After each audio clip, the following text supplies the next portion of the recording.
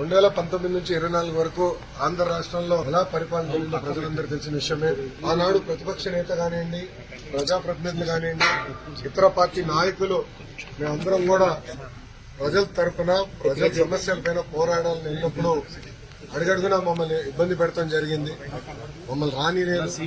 ఏకంగా ప్రతిపక్ష నేతని ఇంటి నుంచి బయటికి రానికుండా గేటు కూడా ఆనాడు తాడి కట్టేస్తాం జరిగింది. మేము ప్రెస్ మీట్ లో గత ప్రభుత్వాన్ని నిలదీస్తే కావాలని మా పైన కేసులు పెడతాం కానివ్వండి, ఏకంగా మా పార్టీ ఆఫీస్ పైన దేవాలయంగా భావించే తెలుగుదేశం పార్టీ కేంద్ర కార్యాలయం పైన దాడి చేశారు, గన్నవరం పార్టీ ఆఫీస్ పైన దాడి చేశారు. ఇట్లా ప్రతిరోజు ఒకరిని జైలుకి తీసుకెళ్తాం, మా పైన దాడులు చేస్తాం. అదే జరిగింది.